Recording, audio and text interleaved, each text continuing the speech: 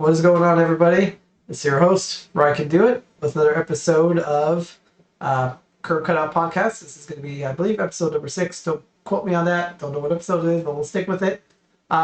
Today's guest we have is Steve Everett. He is the president of the United States Power Soccer Association. I personally know Steve and actually had a chance to play against Steve during my power soccer time. Welcome in, everybody that's watching. Glad everyone's here. We're going to go ahead and do a little introduction video about power soccer to kind of get things going, and then we'll bring our guest on as soon as we get through the video here. So let's go ahead and check out this awesome video about power soccer, and then we'll bring on the guest.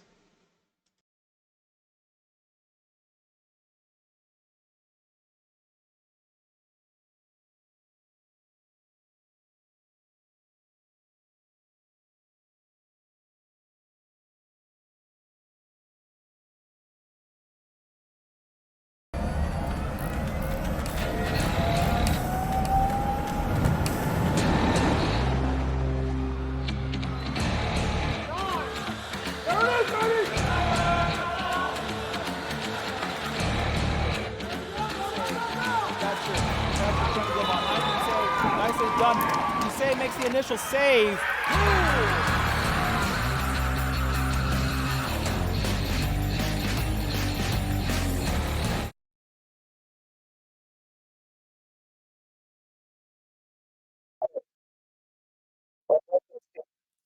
Well, thank you, Rob. Oh, there we go. I have my microphone muted. Welcome. Tweede helft is net 10 Thank you, Ryan. Yeah, no problem. Oh, hold on a second. My browser is still playing stuff. There we go. Sorry about that, folks. All right, hi, Steve. How you doing, man? I'm doing good, Ryan. Thanks for having me. Yeah. Thanks for being available tonight. Really appreciate it. So we're just going to go ahead and kind of jump right in. And I guess, Steve, let's go ahead and if you could just let the audience know, what is your disability, Steve? If you don't mind. I was born with arthrogryposis, Okay. which pretty much affects all 4 of my limbs. I got limited use of all 4 of them. From birth defects, so grew up with that disability pretty much. Okay, all right. And as people have known, we've done a few tweets and some other Instagram posts of Steve, including his tennis career. So we're going to kind of jump into a little bit about his tennis career. So Steve, why don't you just kind of, I guess, tell us about your, tennis career, kind of, I guess, start out like what even got you into tennis, and then, kind of go from there. So what started you in tennis? Well, first of all, I grew up in a family with, sports-minded people. My parents both played sports growing up, and, I have my siblings and cousins and stuff. So it was always just one of those things that was just, deep in my DNA, let's just say. Okay. So, I spent lots of time in front of the television watching professional sports and just being a super fan, especially of LA teams, local teams like the Lakers and the Dodgers and teams like that. So total sports fan. Awesome. Yeah. So, basically in my sophomore year of high school, they started a sports camp in Mission Viejo, California. Okay. And at that college, at Saddleback College in Mission Viejo. And it was during spring break, and they invited a bunch of youth with disabilities to this camp. And it was a week-long camp. The cool thing about this camp was that all the staff members were all athletes and professional athletes in their that's amazing. own world. Yeah. So we had guys that been on the U.S. basketball teams, national, champions in both the tennis world and all kinds of different things, track and field, weightlifting.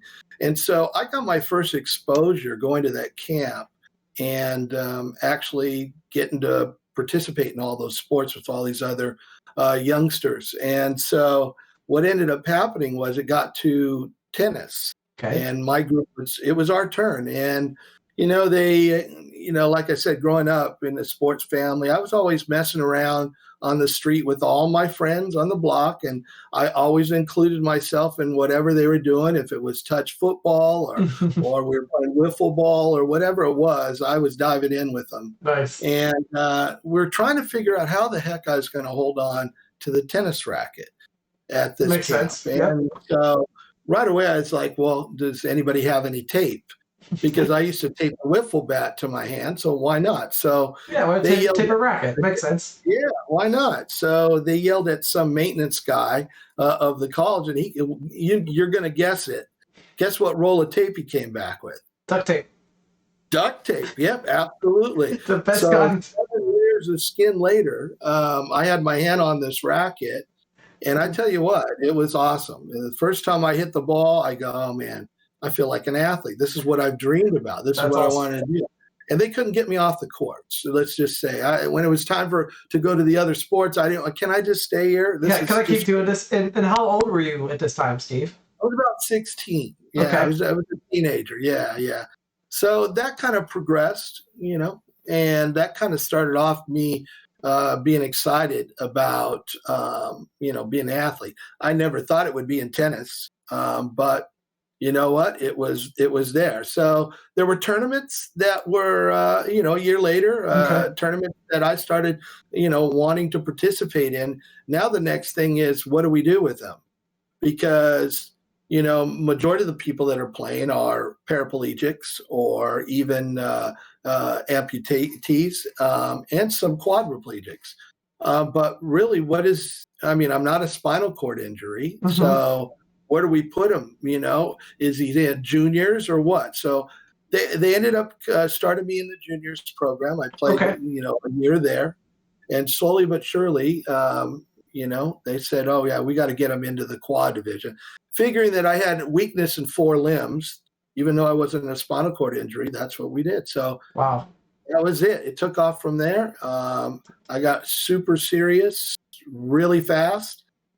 Trained a lot, got a coach, all those kinds of things. And you competed worldwide, not just in when you first started out, you started out in the juniors, but you eventually made it up where you were competing worldwide for almost 20 years, and you were also I kind of go back on some of that. You kind of said that some people are like different injury levels and stuff like that. Were you the only one in a power chair, or were there other competitors in power chair, or not in the beginning?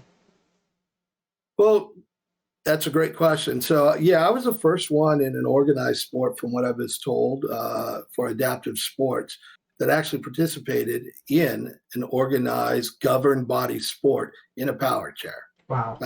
That's kind of what they didn't know what to do with me, and, it fit right into the quad division. And then slowly but surely, years down the road, I started getting better at what I was doing, and training harder and all those kinds of things.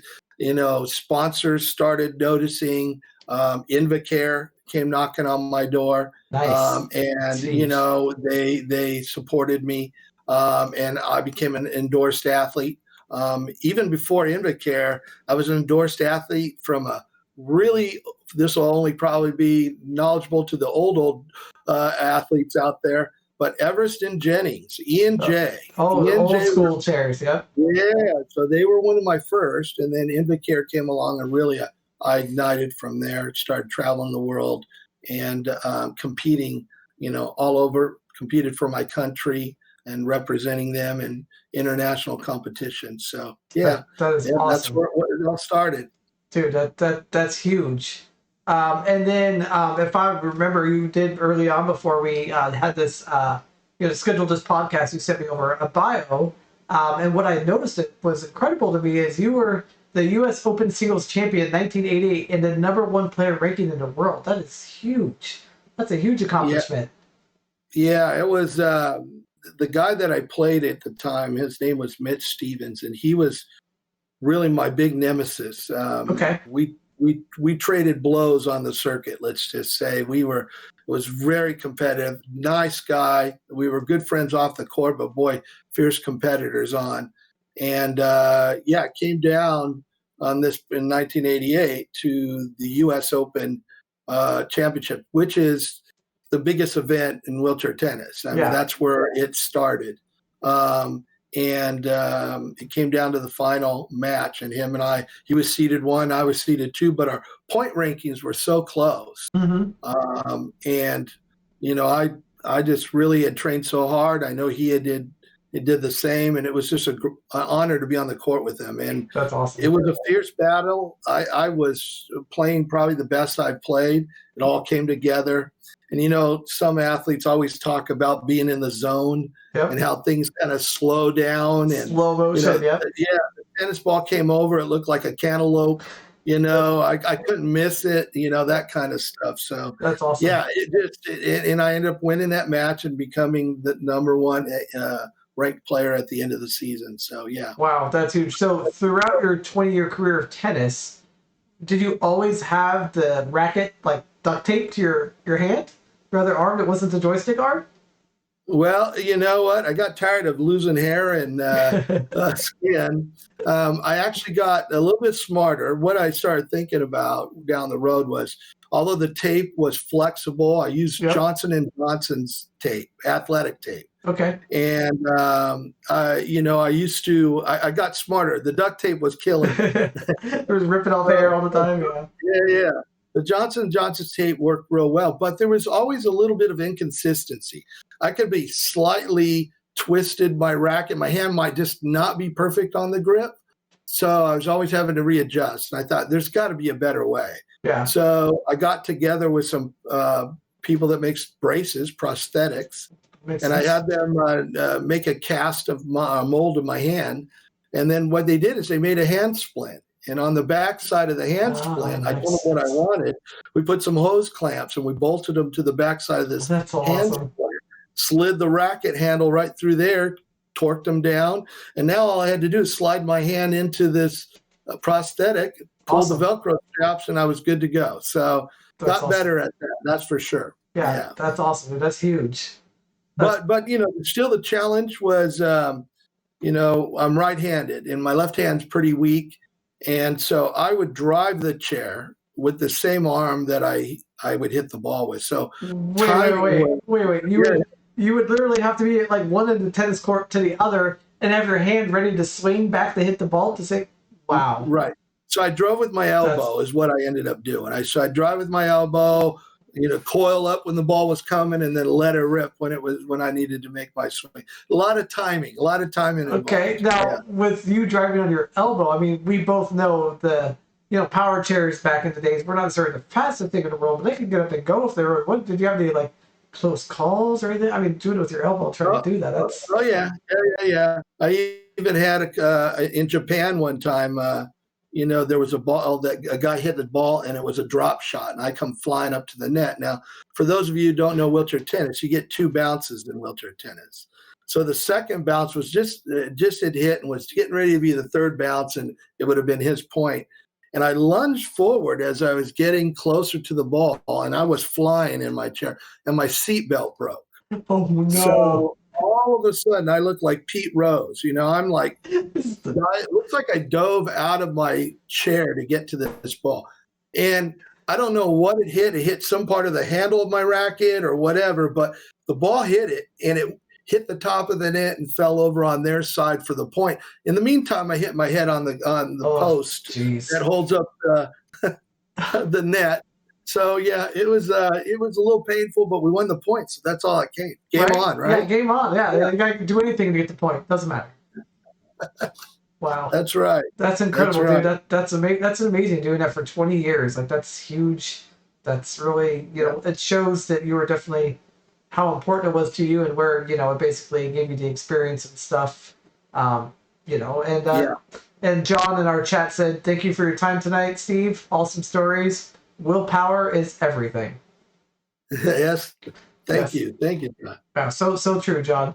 So so from tennis, and you have a chance to compete worldwide and stuff like that. What was it like for you competing as a disabled athlete in other countries? What was that like in your tennis career? Oh, it was eye-opening. First of all, we're so blessed here in the United States to have the accessibility that we have. You know, it's not easy getting around there, but it is a challenge. And you know, when you grow up with a disability or you happen to get a disability in life, challenges are in front of your face every day. Oh, yeah. So if you don't learn how to kind of persevere through those things, but yeah, I think, you know, it was a great experience. It was a great experience traveling to, you know, Japan and, you know, all different parts of Europe. Oh, that's incredible. Like that. Yeah. So, yeah, it was definitely an eye-opening experience. And you know, they love their adaptive sports there in those countries. And I think here in the States, there are so many things that we can get involved in where, you know, outside of in different parts of the world, it's a little bit more narrow-minded in certain areas that they exactly. know about doing it. So, yeah, it was great. I enjoyed I'd probably say that one of my favorite tournaments that I played in was the Japan Open. It was one of the greatest experiences, and also just the fact that they're so into their culture and sharing it with you. So yeah, it was really nice. Dude, that sounds amazing. That sounds like that was a great trip, and that sounds great. Yeah. So obviously, as we know, you are the current Power Soccer Association president. But before we get into more details about that, how did you even get started in power soccer? So tell us about your start in 2010 when you were introduced to the sport. Give us kind of the backdrop. Are you going in, seeing it for the first time? Where was that at, and what organization, all that stuff? Yeah. So a fellow teammate of mine and actually a fellow tennis player friend of mine, Kelly Wong, also played tennis. And Kelly had started playing power soccer, and he basically introduced me he said, hey, man, I'm playing this new sport. It's right up your alley. You need to get out here and check it out. And, you know, I had retired from tennis just to really start, you know, being with my children more. They were growing up and involved in their sports, and there are other things that they're interested in. And I just wanted to be dad. I'd done it for a long time and just kind of wanted to relax. In the back of my mind, I always had that itch of being competitive again still. But, you know, kind of one of those things. Well, my son started playing soccer, and I went out and was a big fan of his, being dad, rooting him on. Yep. And, you know, he was so young when I had played tennis. He really didn't, you know, he'd seen the trophies and the pictures and all that kind of stuff. Yeah. He really never got to see me compete. My daughter got to see me compete, but she was still pretty young. Okay. And so he said, Dad, you should go check out this soccer. That way you could be just like me. We could be soccer, you know, players. And of course I started laughing, and I was like, okay, I'll go check it out. Yeah. Well, as soon as I checked it out, I was done. I was like, oh yeah, I like this. First of all, it's a team sport. Yep. I love basketball. It's played on a basketball court. I coached high school basketball for many years. Okay. And you know, with that, you kind of, you know, I love the smell of a gym. I don't know what it is. There is something about one of those indoor basketball courts that have a very distinct smell. Yes. Yeah, no doubt about it. So basically, they were having a tryout there for some new players for the Glendale Rough Riders. Okay. A good former teammate of yours, Joey Wells, was involved in that group. Yes. The great Joey Wells. And amazing man. Yeah. And I was invited. They got me in a chair that was already equipped. And okay, so you hopped in right to a chair that was already equipped, metal guard, ready to go kind of situation right out the bat. They would just let me try. And, you know, the first time I hit it, I was like, oh, this is great.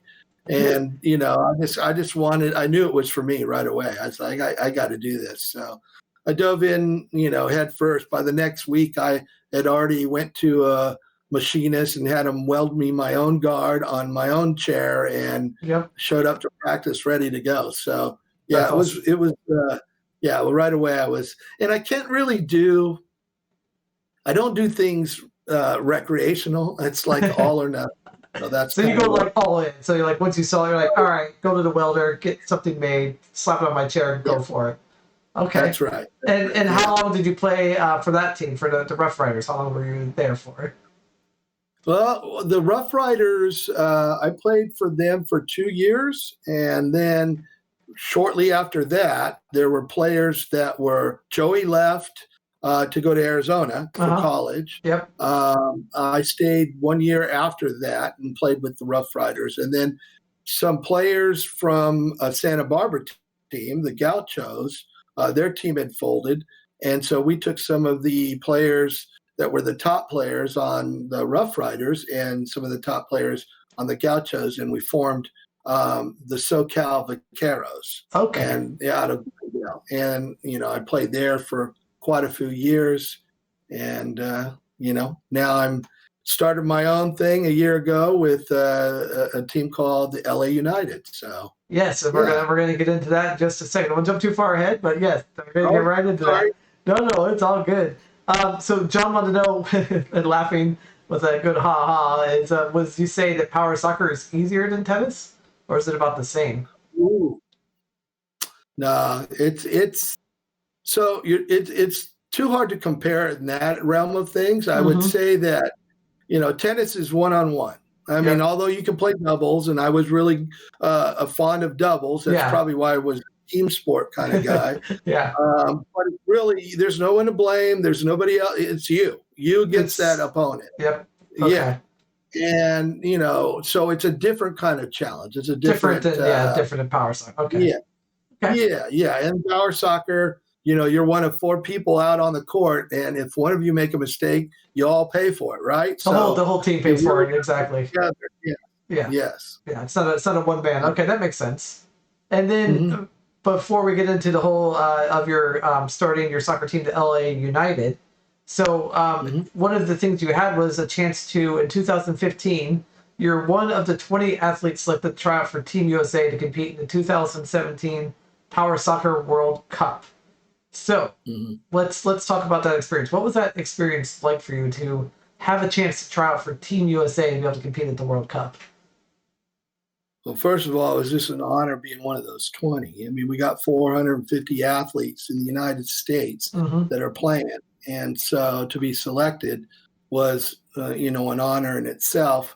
And also just the fact that I was only had been playing for just around almost 5 years, just when I got selected. So I had worked really hard. When I found out there was a national team, I was really trying to improve the best I could so that maybe I would be noticed to the point where I could have an opportunity. And that paid off. Yeah.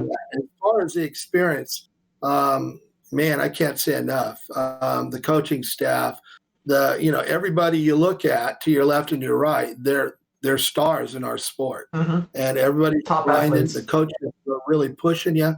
And long days. We're talking, 9 in the morning all the way till like 6 at night. Drilling, doing stuff like that. Yeah. Awesome. And not to mention the preparation that went in before you got there. You had drills that you had to do regularly. And, you worked super hard. That team was incredibly talented, just like the one we have this year. Oh, yeah. And great talent. It's just an experience. That's awesome. To be able to be on the floor with those guys and girls and just see the level of play and just being a part of it and being excited. Yeah, I was disappointed, like every athlete who wanted to be on the team, but I knew kind of where I needed to get better at and some of the things I needed to do if I was going to make another run at something like that. Gotcha. Okay. Cool. That's super exciting to be able to have that experience and play with that caliber of players, as we both know. And some of those people we personally know, and they're just amazing athletes out there. So, yeah. So let's talk into some of the big news that you have been able to do for the power soccer community that nobody has been able to do yet. This is all new. So in 2019, you partnered up with LA Galaxy of the Major Soccer League. And you also started a new power soccer team called the LA United. And you're basically hoping this partnership will open the doors between Major League Soccer and US Power Soccer to help build, future, relationships at both the local and national levels across the US. So let's kind of talk about that. What kind of, I guess, made you want to hey, I need to try to reach out to Major League Soccer and see if we can kind of get this going? What kind of got that ball rolling for you to start that? Well, I think if you look around at adaptive sports these days, Yep. and one of the elite sports that everybody talks about is wheelchair basketball. It's like one of the mecca sports or mega sports that are in adaptive sports world, you Yep. know. And if you look at what they do with they're actually have a lot of teams that are sponsored by the NBA teams. Wow. Okay. And Did not know you know, that. you start looking at some of the sports like sled hockey now, and they're in that same realm where they're getting some of the NHL teams to do that. So, you know, it's been on my mind for a while, and this partnership has really been something that is I've been working for about 4 or 5 years now. Okay. And it's really just finding the right people to kind of recognize, and they also feel that it's the right move for them as an organization as well. Of course. And you know, it's great. It's a lot of work, and still is. Yep.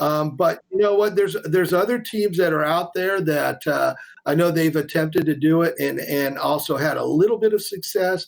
You know, Chicago Fire is one team that stands out, that they had a little bit of a relationship with one person, and Okay. I don't know what their level of commitment from Chicago Fire is, but you know, it's about bringing the eyes to the table and building that bridge and filling that gap. And so San Jose Steamrollers now, they had a relationship with an individual in that organization years ago. And I think just with the LA United and LA Galaxy kind of pushing forward with what they're doing, that also rekindled that a little bit and really kind of helped them. Houston Dynamo is another one right now. That's awesome. You know, they've had some help with some equipment from them. But I think what the Galaxy has done with us is really taken it to a completely different level. Okay. And I'm hoping that those groups, they talk. Of course. And their foundations are the keys to making this happen. Mm-hmm. So we're hoping that the word starts spreading that, you know, this is how we're doing it. And you know, all of a sudden it becomes competitive. I know San Jose and us have already talked about having, you know, some competitions just like, you know, the Galaxy and the Quakes do, and you know, those kinds of things. So it's my hope is that this is just something that's going to really ignite other MLL teams to kind of go, you know what, we need to be a part of this. Yes, I totally agree. We definitely, I mean, the more eyeballs that we can get out there and the more people that can hear about the sport of power wheelchair soccer, well, is just going to be huge, massive. Right. Well, you have Portland out there. I mean, they're yes, big dogs. We do have Portland. Yes, and we came out of from zero to, you know, to pretty much a almost ready to travel team. You know, 4 years in of starting the program. So, yeah, for sure. I know we've had a few, you know, grants and stuff from the Portland Timbers here locally, Major League Soccer team, and their foundation. I'd like to add something. I think the biggest part too. Mm-hmm. And I know this is probably something down the road that you will want to discuss, but I developed a good friendship with Sebastian Lletget, who is a star player on the LA Galaxy. Yep. He's also on our U.S. national team. And I think that relationship and him coming out and being a part of some demos we did that opened the eyes to the Galaxy and some of those kinds of things really helped nurture that, you know. And and so I would say that those are really cool things to look forward to for other organizations to start reaching out and making those things happen. For making those connections with other players and stuff from different teams, and really kind of having each organization that does power soccer try to reach out and try to, you know, go that direction. I think would be totally, worth it, and definitely going to help both sports along, you know. Yeah, that's awesome, dude. Absolutely. So, I guess during this time, like of you playing power soccer and stuff, at one point in time, you ended up joining the United States Power Soccer Association as the Western Regional Director. So during that's from 2013 to 2020, what did you do for the Power Soccer Association as the Western Regional Director? What was your job? So basically my job was to help develop teams and players up and down the West Coast. And and lots of times that crossed over to the Midwest as well. I mean, it just really depends. We have an Eastern director and a Western director, and however way we want to slice the pizza, Okay. that's where, I'll take this one, that kind of thing. So Makes sense. literally, it's developing, doing a lot of clinics, reaching out to areas where they don't have any teams, and hopefully, developing. I know when you moved to your new location in Oregon, Portland, you were one that we both talked to and said, okay, let's see what we can do to kind of develop that area. Exactly. So really it was a lot of communication and a lot of clinics, demos, and a lot of repeats too. You got to go back, and sometimes you don't get enough done in the first go around, and the second go around you go, oh wow, yeah, things are starting to develop and happen now. And now, did you have to do a lot of traveling as the regional director, like to go through and put on demos and clinics at different locations at different camps? Like, did you have to kind of run and organize those? Yes, or like in your case, if there is somebody who's knowledgeable that can run it and can put one on, I work with them to give them the tools or whatever they need. Yeah, tools and equipment. For that kind of stuff, and that kind of would save a little bit of the travel for me. But I'm pretty hands-on, so I love being involved. I love making things go, and just sharing how fun the sport is for everybody. Yeah, no, it's an amazing sport. I as you know, as we were kind of talking before we started the stream, I miss playing, so I'm hoping to get back out there in the next year or two. That'd be great. That'd be awesome. It would be huge. So, and then comes around 2020, and I didn't even know you were even doing this. I said, no, here you are, president now of the United States Power Soccer Association. So tell us about what that was like for that, I guess, transition and, getting voted in for that. What was that like for you? Well, I'm very humbled and honored to be, in this position. It wasn't something that I sought out to do. Okay. Honestly, I was pretty comfortable with doing my role as the Western director and thought I was really good at it. But, I think in all our lives, the key word is challenged or comfortable. If you get comfortable, you're not really growing, right? Yeah. And so the challenge of this new adventure and all my ideas and thoughts that I've had with a lot of my sports that I've been involved with, both with quad rugby. I coached that for a while, wheelchair tennis, and that kind of stuff. And then all the able body sports, taking all those things that I've learned and just kind of going, you know what, I could share these ideas and these thoughts, and we could have a great group of board members, and we could really make this sport, better than what we've even imagined. Yeah. And I think one of the other interesting things was, a lot of support.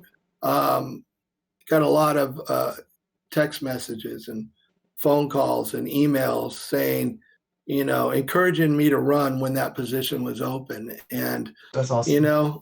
As much as I wanted to fight it, I in my heart of hearts, and I knew that it was probably good timing for me to go ahead and go for it. And I've had a great experience. I mean, what a time to be the president when a pandemic hits and all those kinds of things. Nobody knew that what we were in. Nobody knew it was coming. Yeah.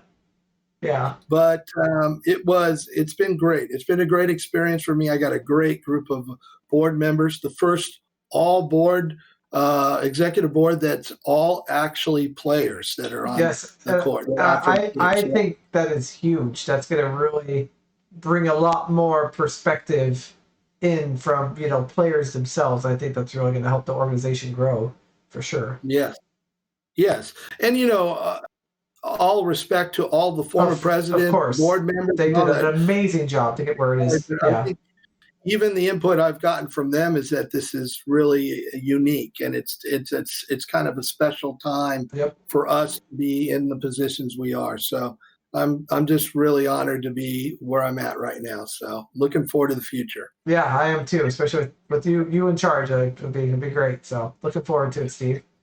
Thank you. We're going to jump into questions now. Some of these are questions that we've already kind of gone over. Some are going to be some new ones. And then anybody in chat, welcome. If you're watching our stream, please go ahead and type in your question in chat, and I'll pass on over to Steve and ask him the questions. So somebody wanted to know early on, were you pressured to play sports by family or friends, or is it your choice? I think we kind of already know that since you're a sport fanatic. Yeah, it was all me. Yeah, it was definitely all me. As kids, sometimes you're on the outside looking in, and that's what pretty much my whole sports life was, watching and rooting on other people in my family. Okay. And it was like, with this vision and this dream of always saying, you know what, one day I'm going to be an athlete out there. I'm going to be doing it myself. So yeah, it was all me. It was all you. My parents could probably stop me if they tried, really. Maybe not charge a chair or something. Right? Yeah, like, oh, let's plug a new chair. What would you say? Yeah. What would you say so far is your biggest? What is your biggest accomplishment in life? Ooh, that's pretty easy. Being dad, being a dad, yeah. Yeah. I love being a parent. I'm honored and always being able to teach them and hopefully things don't go in one ear and out the other, because I know what I was like as a kid. Yeah. But you know what? You stay consistent.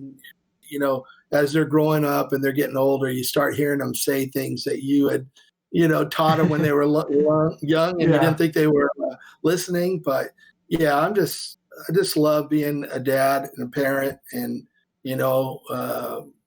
mentoring them, and a husband. That's awesome. So awesome. Yes. Yeah, that's definitely a great and awesome accomplishment. So yes, awesome job, Steve. What was your most memorable moment playing either sport? So either soccer or tennis. What is the most memorable moment in your mind that stands out to you the most? Oh, probably winning the U.S. Open as far as tennis goes. Okay. Yeah, I would say that was a big moment. The only other thing I would say is I represented tennis for the national team for our country, and I was competing in the Olympic Festival, which is now called the Pan Am Games. Okay. And we were in Colorado, and we went to, they had the opening day ceremonies in the Mile High Stadium, and they marched the disabled athletes in there with all the able-bodied athletes. So wow. I'd like Janet Evans was behind me, and all these big-time Al Orta, or different time Olympians, athletes. Yeah, and you're when you marched into that stadium with, and we're talking the old Mile High Stadium, and legendary football. I thinking about Elway being in there and all this stuff, and so we march in the stadium and it's packed. Yeah. And you're playing the Olympic theme song, and you're just all the hard work, everything that you put into being where you're at, all came to one big emotion in your heart. And it's hard to hold back the tears as you're marching around the stadium to a standing crowd. Wow. And That's incredible. it was quite a moment. It was quite a moment. I'll never forget, there was a little controversy with that, because there was a group of us that were wheelchair tennis players, and then they had other adaptive sports they were showcasing. And they were afraid because they laid some kind of a carpet down around the edge of the field. Okay. And that's where everybody's marching around. And they thought our wheels were going to get stuck in this carpet. Oh, boy. So they said, well, when you wheelchair athletes roll in, you're going to make a quick left, and you're going to just go to the front of the stage. So that means we weren't going to get to march around the field. That's not right. No. So sure enough, my big mouth opens it, and I kind of start raising a little bit of Cain about it, and I said, I've worked way too hard for you to take this away from me. Especially to be there and that kind of, yeah. Wow. Yeah, and before you know it, like we had the other adaptive athletes behind me, they were all like, we had a revolt almost right there before the music was starting. So they finally just, all right, they go in. So we went around that track and were able to go just like all the other athletes. So And that's the way it it was should be. awesome. That's amazing, dude. Yeah, it was awesome. It was one of the greatest feelings, and Wow. yeah, I'll never forget it.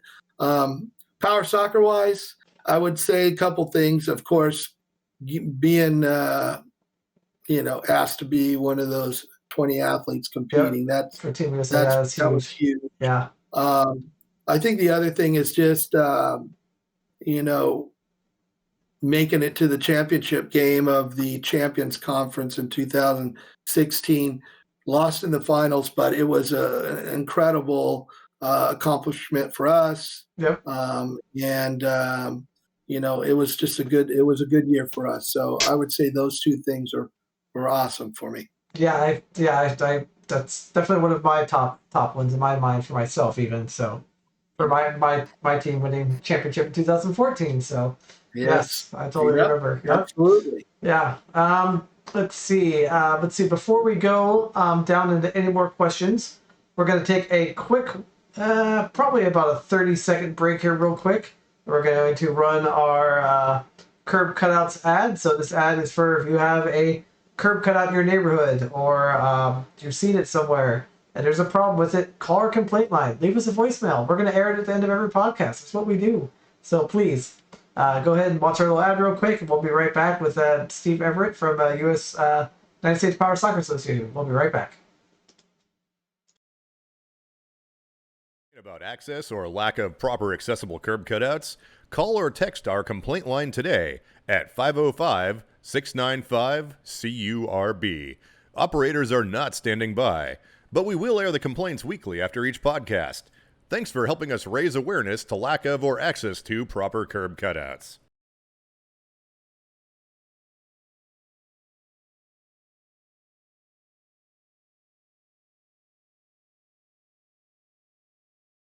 Are back. All right. So, does anybody have any questions? Please go ahead and put them in the chat here for Steve.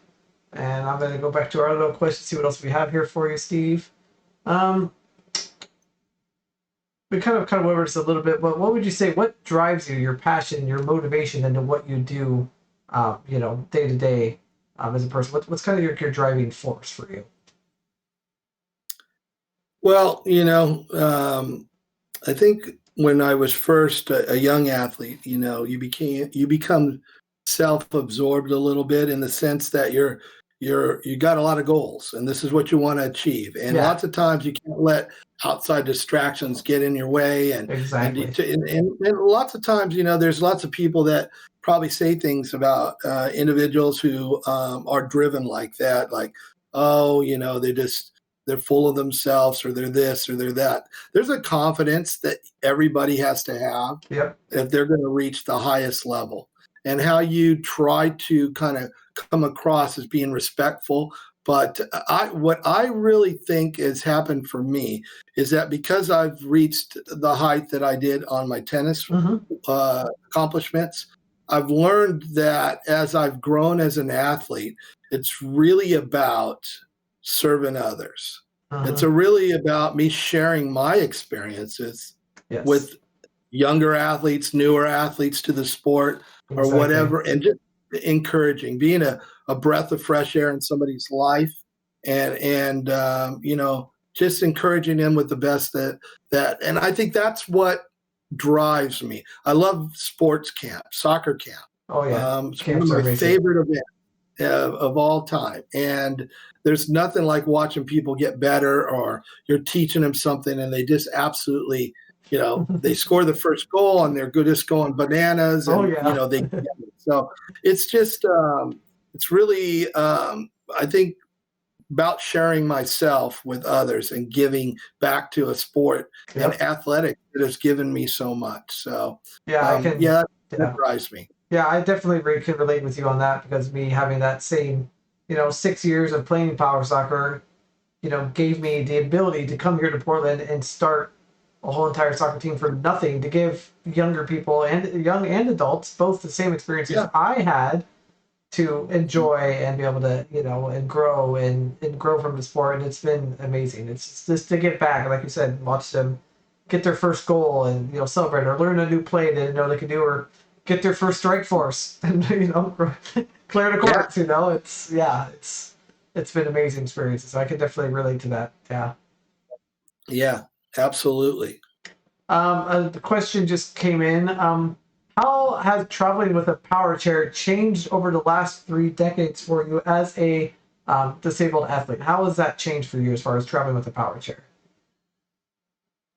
Well, there's a lot more restrictions, but I think what what I've learned over the years is, so I go back to the days where there were lead acid batteries in your chair, and they used to have to take those lead acid batteries out of your chair, and they put them in a special container.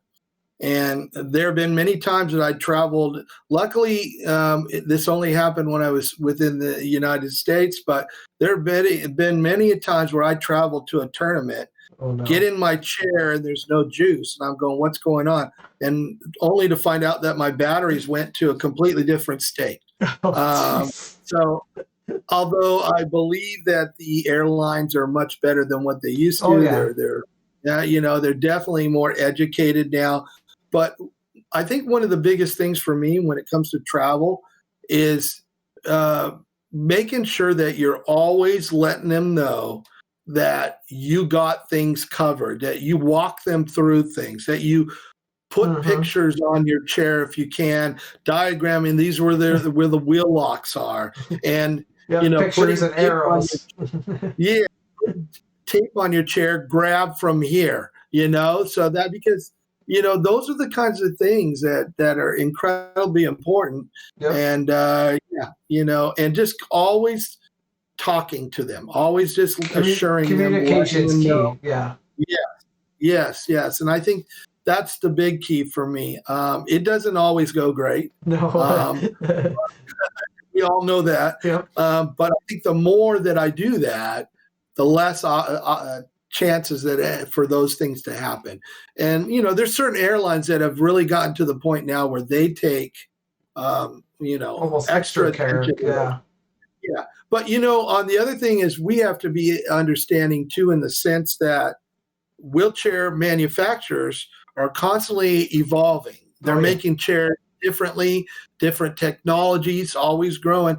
And so that information doesn't always get to the guy who's 6'5", 225 pounds lifting your chair in there, right?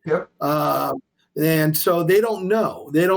So it's good for you to be the educator. You have to with the airlines, because wheelchairs. Since when you started, just the overall weight of a wheelchair has changed. I know my chair by itself, without me in it's 430 pounds, which is just insane. How's the airline going to handle something like that? They're used to maybe a manual chair, a lightweight foldable power chair, not anything that heavy. So it's definitely changed. I think you have to learn to plan ahead, too. Everybody wants a direct flight, but if you don't get a direct flight, you better make sure that you have enough time in between your two flights, because there's a chance that you'll get on that flight, but your chair won't. And then you're stranded on the other end, and that's not a good situation to be in. Yes. John just was asking in chat. He actually is one of my power soccer athletes. He wanted to know any insights when we could return to the court at all. Right. So as you guys well know, the United States Power Soccer Association, the board of directors, we did a lot of research and did our due diligence to make sure that our athletes are being safe and those kinds of things. We came to the decision that we were canceling the 2020-2021 Power Soccer season and the national tournament. So what we wanted to do is we want to make sure that when we are ready to get back on the court and start having sanctioned games that are competitive and letting everybody get back to some part of normalcy, that we could all be in a safe environment and make sure that we're doing what we're doing. So we felt that was the best route to go. So with that being said, we are not, going to be policing teams in the, or throughout the nation. Yeah. Certain states are going to develop open up before California, let's just say. Yep. And, they're ready to go. Some of them can get into gyms. Some of them cannot. That's a big part. Can you get into gym? Or can you get to it? Yeah, exactly. They need to have that place to practice. They got a lot, is that allowed there, not allowed? Exactly. Right. And the vaccinations, people are starting to get vaccinated now. And so things are starting to open up. Yep. So whenever a group of people are wanting to move forward, we can't control that. That's of course. That's up to them. But we can control whether games can go and games can exactly. count and that kind of stuff. Our goal right now as an organization and the board is that we are trying to start kicking things off in September. Okay. And that's the goal. Now, as we get closer, we'll know how that's going to lay out. Of course, subject to change. Yeah. We definitely want to kick off the next season, the 21-22 season. And, I really want it to be a celebratory time, too. I agree. We've been away from something that we identify with, we love. It's a huge social aspect to it all. Ginormous, And we really, when we do it, we want to make sure that we're doing it right and we're doing it safely. So, I agree with you on that. Yeah. Okay. Well, that answers that. And he also wanted to know, you get an extra year as president, and I guess for that note is your presidency at the Power Soccer Association. Is that like a 1-year term, multi-year term? You get voted in every year, or how does that work, I guess? All our board positions are 2-year terms. Okay. And some are on even years, and some positions are voted on odd years. Okay. So this is my first year. Yeah. So. Okay. And you don't get an extra year due to COVID at all of any sorts? Not at this moment. So okay. Fair enough. So, okay. Yeah. Okay. All right. Yeah. Does anybody else have any questions for Steve about Power Soccer, his tennis career, anything else like that? Please go ahead and put that in the chat, and we'll be glad to ask him that question. I do have another question that came in. How do you approach fundraising for your organization? How do you kind of, I guess, what's your approach for that? And welcome in, Josh. Joshua Berger just joined in. Hey, Josh. Yeah, most of it has been, mostly word of mouth. We're getting out, communicating, and having a group of corporations or businesses that we can approach. In my opinion, one of the things that I really want to approach companies that feel like we're a good fit for them as well. And whether that is I want to sponsor the national team, whether I want to sponsor the organization as a whole, whether I want to be involved in, I really got a heart for camps and soccer camp, and I want to watch the youth get better and youth athletes get more opportunities. So I want to, that's kind of, let's meet them where they want to feel like they make the most impact for us as well. We've done a couple different things. We're trying to develop our more brand on social media a little bit more. Huge part, and as what you well know, it's an area that we want to get better at. We now have done a lot more than what we've done in the past, social media wise, and we still got a lot that we want to accomplish. We are promoting a Rocket League competition. Ooh, I know. I definitely be interested in that. Yeah, as you all know, the gaming world is a big part of people with disabilities too. Yep, it's huge. And you want to know the reason why? I think, and I'm sure you can amen to this, is that it's an even playing field, isn't it? Once you're out there playing, that's it. Yep. And so, we got some things we're working on to have some kind of a competition in that realm. So be on the lookout for those kinds of things that'll be coming out soon. Perfect. we're working on a grant writer. Nice. And it's an area that I think that we definitely, as an organization, are looking to have somebody who has knowledge in those kinds of things. You need somebody like that. Oh, for sure. Yes, it's one of the most important things for a nonprofit to have in your corner is a grant writer for sure. Yeah. We just this year, and I already mentioned his name, Sebastian Leggett, but he is our very first ambassador of our organization. It's so exciting. Super exciting. His, somebody at his level sharing what we do and his partnership with us.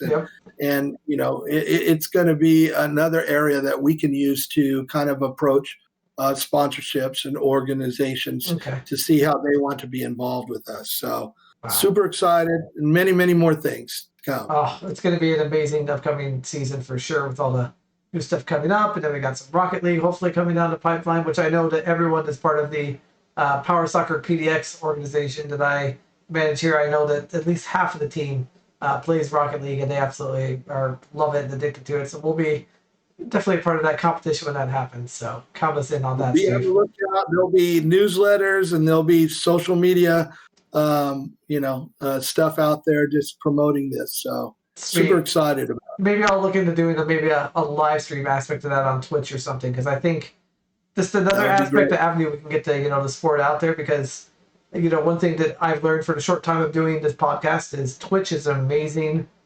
community. A great community, and it's a great way to, I think, for us to hopefully use that to grow Power Soccer as well. So, yeah. Yeah, absolutely. Let's see. When will Rocket League boosting be allowed in Power Soccer? Josh wants to know. When Ryan Keneally comes up with the proper engineering to make that happen. All right, I'll see what I can work on that. I'll see if I can work on that. I'll do some engineering for you guys. Awesome. Well, if anybody does have any other questions or anything, we'll throw those in before we wrap things up here.